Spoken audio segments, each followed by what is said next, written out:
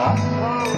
আল্লাহ তাআলা তার সঙ্গে তার প্যারা হাবিব আহমদ মুস্তাফা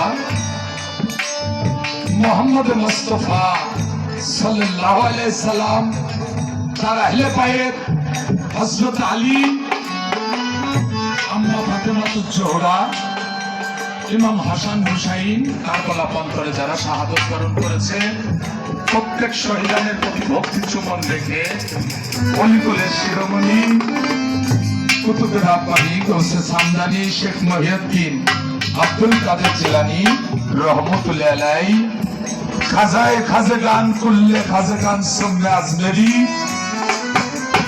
বিশেষ করে ভক্তি রাখি আপন মুর্শিদ কেবলা পীরে কামেল হযরত শাহ মাহবুব হোসেন বাবু মিয়া আল কাদরি আল সিস্তি ওয়ালা বুলালাই মানিকগঞ্জ গড়পাড়া দরবার শরীফ হাজিরান মজলিস। এখানে যে মহরমের 40 পাক উপলক্ষে 4, 5, 6 যে গানের আয়োজন করেছে ইমামবাড়া শরীফের সম্মানিত সভাপতি জনাব মোহাম্মদ আক্তার সর্দার, সেই সঙ্গে যিনি আজকের এই গানের সভাপতি আনোয়ার মোল্লা, সঞ্চালনায় আমার ভাই সাদ্দাম হোসেন মন্ডল, সহ সাধারণ সম্পাদক ইমামবাড়ি সুমন।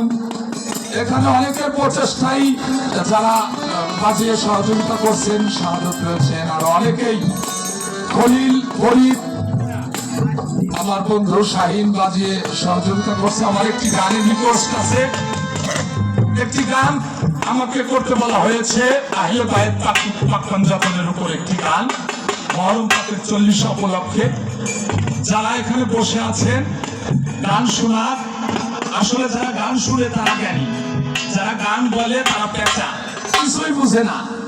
বুঝে হইল যারা গান শুনে এদের কাছে বিচার, আমরা বুঝি না। আমার কথায় ভাষায় বলায় চলায় যদি কোনো ভুল হয়ে থাকে, আমার মামা ইদ্রিস ফকির এসেছেন, এখানে অনেক আত্মার আত্মীয় এসেছেন, সবাইকে ধন্যবাদ জানিয়ে গানটি শুরু করতে চাচ্ছে। আমার মায়ের মতো বোনের মতো অনেকে আছে, তাদেরকেও ধন্যবাদ জানাই। পীরে কামেল হযরত শাহ আসাদুজ্জামান রাসেল আল কাদরি আল সিস্তি ওয়ালা বুলালাই সাহেবের ভক্তদের উদ্দেশ্যে বলছি, তারা এখানে যে ইমামবাড়িটা করেছেন, আসলে এটা একটা দেখার মতো বিষয়।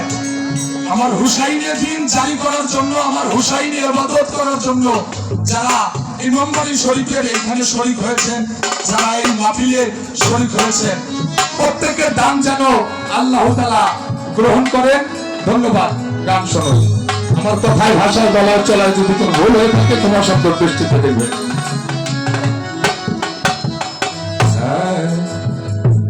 চাই না রে বেহেশত